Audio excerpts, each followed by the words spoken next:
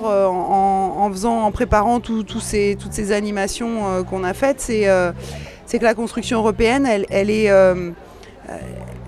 tiraillée tout le temps entre une avancée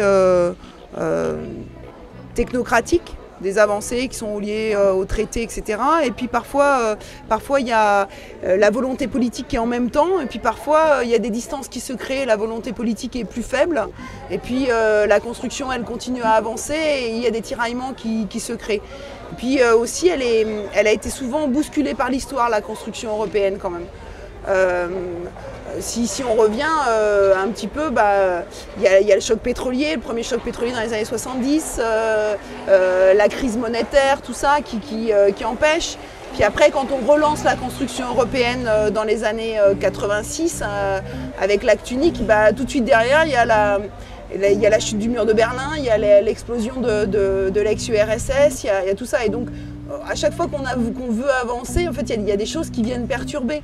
Et donc c'est un défi, mais en même temps c'est un énorme espoir pour moi, espoir de paix. Et c'est vrai qu'en ce moment j'ai peur, j'ai peur que cette construction européenne soit remise en cause, parce que l'abstention laisse la place à des extrêmes. J'ai peur que ces extrêmes et que ces populismes qui montent partout en Europe remettent en cause cette construction européenne. Et quand on voit un peu partout autour de nous, et même plus loin, les tensions qu'il y a pour des territoires, les tensions qu'il y a entre ethnies, les tensions qui débouchent sur des horreurs, c'est vrai que je ressens très très fort l'enjeu de ces élections européennes, et du fait qu'il faut qu'on ait le courage d'avoir le rêve de faire un pas dans le vide, un pas de plus, et d'aller vers une union politique vite. Alors, vous sentez-vous européen? Un peu oui, mais en fait non. Je suis, de par mes origines, forcément européen. Est-ce que tu te sens citoyen européen? Non. Oui, mais non. Citoyen français, pas européen. Parce que je trouve que c'est pas intégré dans notre vie de tous les jours, comme ça devrait l'être. Tous nos enfants sont d'union libre ou pas, mais avec des Européens ou des Européennes. Nos petits-enfants sont forcément trilingues ou quadrilingues de nature. Voilà. Bonjour mesdames, puis-je vous demander ce que vous pensez de l'Europe? Oh, j'ai rien à dire, c'est... Voilà, merci. Bonjour monsieur. Bonjour. Est-ce que vous vous sentez citoyen européen? Mais bien sûr, parce que ça fait de nombreuses années que je vis ici. Et je pense que c'est indispensable pour regrouper tous les Européens. Parce qu'il y a beaucoup de travail à faire dans le monde. Pourquoi l'Europe? D'une part, l'union fait la force. L'union fait la force. Isoler les pays ne peuvent rien faire. Mais regrouper, il y a beaucoup de travail à faire. Surtout gérer cette jeunesse européenne qui est pleine de vitamines, pleine d'énergie. Je vous remercie beaucoup. Merci. Bonne journée monsieur. Qu'ils soient plus au contact des gens, je pense, ce serait déjà pas mal. Voilà. Partager. Partager, c'est donc échanger. Voilà. Merci. Je vous remercie. Merci. Bonne journée, monsieur. Plus ouvert d'esprit peut-être, sur des questions comme Internet, etc., qui concernent les jeunes, entre guillemets. Je te remercie. Pas de problème. Bonne journée. Les personnes d'un certain âge qui ont une expérience, qui ont entendu parler de l'Europe. Les jeunes, ils n'ont pas une idée. Moi qui suis très âgée, j'ai connu la guerre, donc je sais pourquoi il faut l'Europe.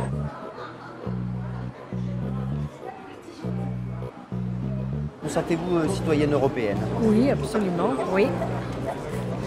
Parce qu'on est plus fort quand on est plus nombreux aussi. Mais il faut arriver à avoir les mêmes idées, les mêmes projets.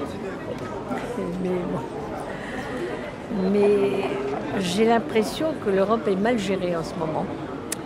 Bon. Il n'y a pas assez de coordination. Il y a l'Allemagne qui domine, la France essaye aussi, mais avec beaucoup de mal. Mais j'espère qu'on va y arriver quand même. Mais même en France, on a du mal à rassembler tout le monde.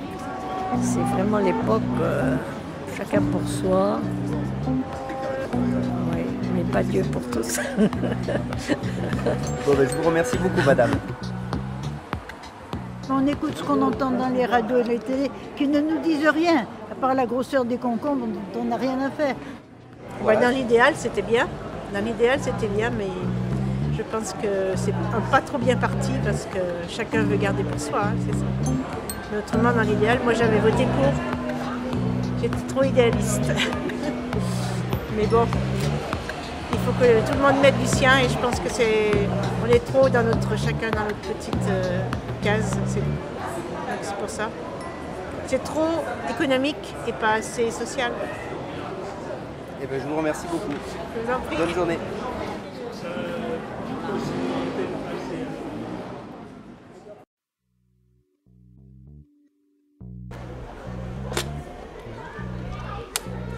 Donc je regarde pas. Non, non, vous fouillez, vous cherchez eux. Non, pas celle-là. Non, pas celle-là non. Comment on peut construire l'Europe C'est déjà fait, sur l'histoire et tout. Donc, je vais sûrement me baser là-dessus. Il y a eu des guerres en Europe, 2 mondiales assez importantes. Et du coup, pour éviter la guerre, on s'est dit on va faire une union entre les pays de l'Europe, donc l'Union européenne. Voilà. Et du coup, il y a eu des traités, des accords sur la politique, sur l'économie, sur la sociaux, voilà. Pour moi, la citoyenneté européenne, il me semble que c'est un devoir. Et c'est le fait de s'intéresser aux affaires de la cité. Alors bien évidemment que l'individu, il a les droits, mais il a aussi des devoirs. Voilà. Et c'est s'intéresser et participer autant que possible aux affaires, à la gestion de la cité.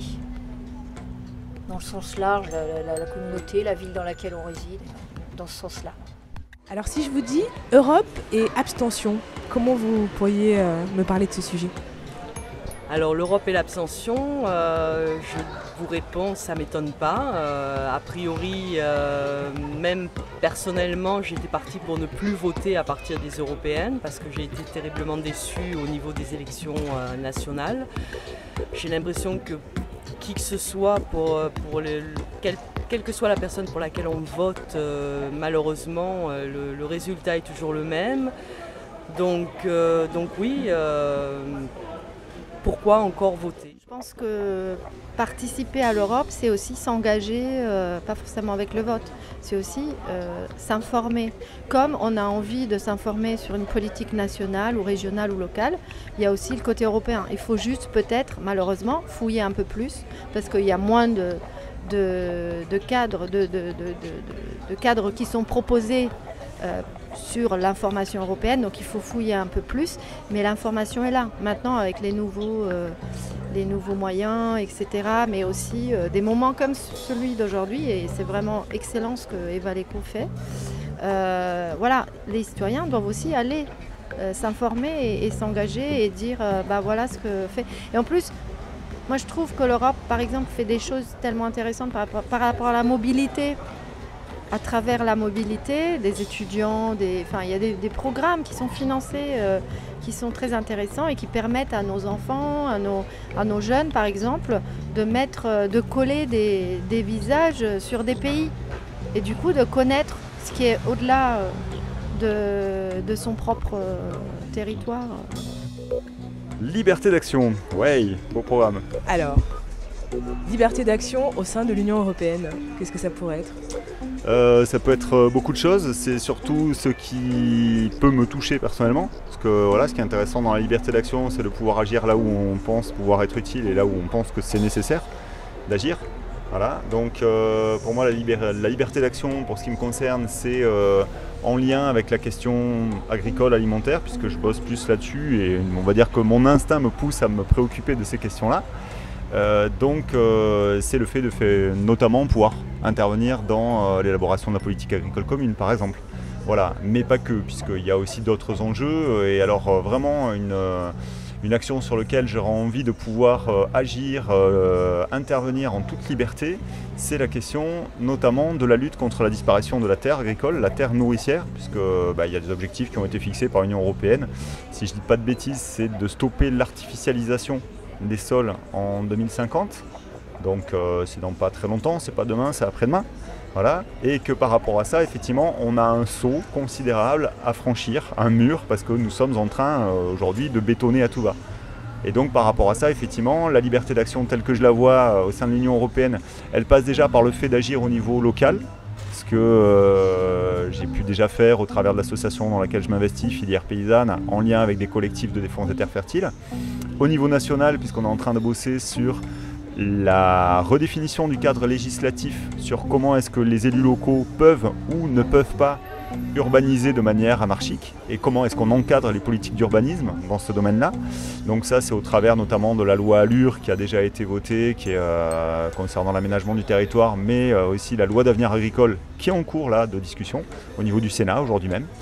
Et ensuite, évidemment, ça nécessite aussi de passer non plus de l'échelle locale et nationale, mais à l'échelle européenne, puisque là-dessus, il y a aussi des enjeux. Et je pense qu'au niveau de la FAO et au niveau des organes de régulation transnationaux, globaux, il va falloir aussi rapidement agir là-dessus, parce que nous allons droit dans le mur si nous continuons à artificialiser la planète comme nous le faisons aujourd'hui. Hop, c'est ça, mais ça va pas être ça en fait. Ça va pas être ça.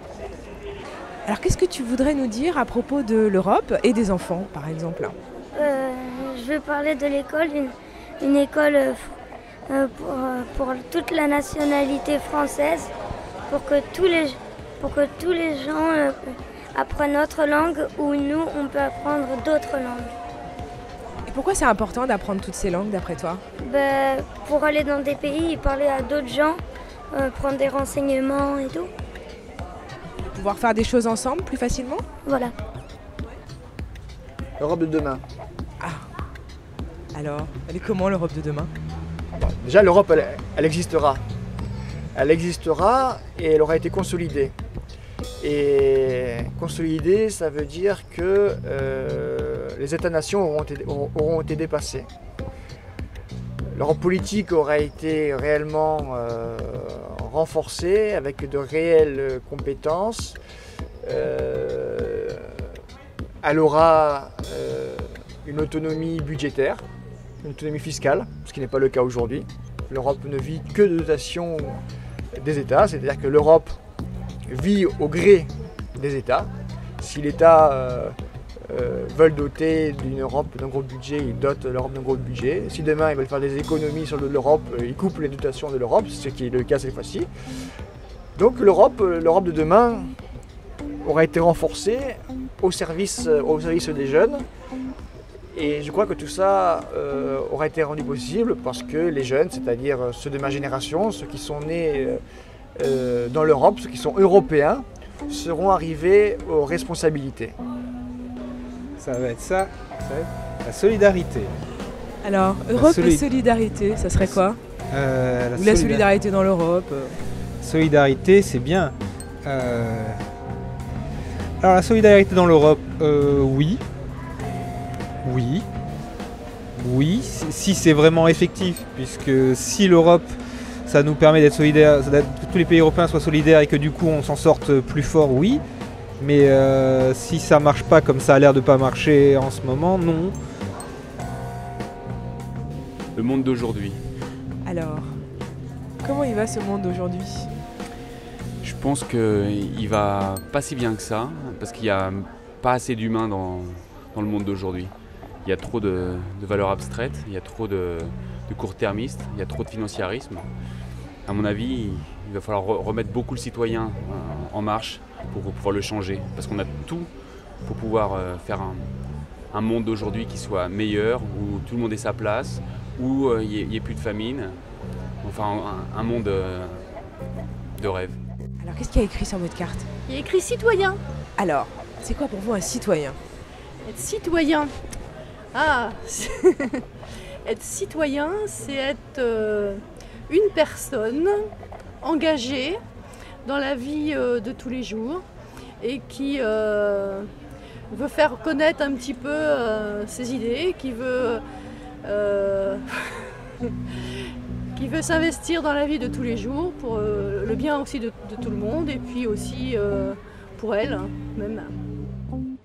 Donc on a des espaces de participation en Europe, de participation citoyenne. Par exemple, donc la Commission, avant de faire des directives ou avant de proposer une directive au Parlement, elle fait des consultations et nous, citoyens ou associations de citoyens, on peut y répondre. C'est sur Internet, bien sûr. Par contre, oui, c'est un frein. Beaucoup de ces consultations sont aussi en anglais, mais on peut en demander la traduction. Mais c'est vrai qu'à priori, au départ, elles sortent en anglais. Et on peut laisser, nous, notre trace, c'est-à-dire on peut dire ce qu'on pense. Et c'est écouté par la Commission, ça tout le monde le dit. C'est-à-dire qu'on parle beaucoup de lobbying en Europe, mais on oublie que nous aussi, on a des espaces de lobbying. L'Europe fonctionne comme ça. Alors soit on dit je dénonce ça, et voilà, soit on se dit et où sont les espaces de lobbying que nous, on peut aussi utiliser. Certes, on n'a pas tous les mêmes moyens, mais bon, si on se dit ça sert à rien, on n'avance pas non plus. Après, ce qui a été créé, c'est qu'on peut aussi faire une pétition auprès du Parlement européen pour que le Parlement européen examine une question locale. Donc là, on n'a pas besoin d'être sur plusieurs pays européens, d'être des millions à avoir signé une pétition, ni quoi que ce soit. En fait, on va porter à la connaissance du Parlement un problème local où on considère que les règlements européens ont été bafoués ou n'ont pas été correctement respectués. En particulier parce qu'on n'a pas bien consulté, on considère qu'on n'a pas bien consulté les citoyens avant de faire le projet. C'est le cas par exemple sur l'éco-vallée, l'OIN de la plaine du Var à Nice, à côté, donc, où des associations citoyennes, 6, ont déposé une pétition auprès du Parlement et le Parlement a jugé recevable cette pétition et donc il va y avoir une enquête du Parlement européen. Et puis après le dernier espace pour moi c'est qu'on peut faire une initiative citoyenne. Si on est 1 million, alors c'est beaucoup, mais c'est pas beaucoup comparé au nombre d'Européens. Si on est 1 million de 7 pays différents, donc avec des proportions à respecter, sur une question, bien sûr, il ne faut pas poser à la Commission européenne une question qui n'est pas dans ses compétences. Mais si on pose une question qui est dans ses compétences, on revendique quelque chose et qu'on est 1 million à signer, et bien ensuite la Commission est obligée de faire un texte de loi. Alors d'un côté, voilà, 2 exemples qu'on réussit pour montrer qu'on a tous intérêt à se mobiliser. Le premier exemple de pétition citoyenne, ça s'appelle l'initiative citoyenne européenne. C'est une initiative qui demandait à ce que l'eau soit reconnue comme bien commun. Donc là, on peut très bien voilà, moi je me sens très proche. Mais ce qu'on sait peu aussi, c'est qu'il y a une autre initiative qui a reçu son 1 million de signataires et bien plus. C'est une initiative citoyenne pour remettre en cause le droit à l'avortement. Donc voilà, c'est pour ça que d'autres se servent de ces espaces. Et si on ne s'en sert pas, de toute façon la démocratie c'est vraiment ça, elle ne s'use que si on ne s'en sert pas. Donc il faut s'en servir, sinon et s'en servir par tous les moyens, y compris par des manifestations comme on fait aujourd'hui, venir s'exprimer parce que sinon d'autres s'en servent de toute façon.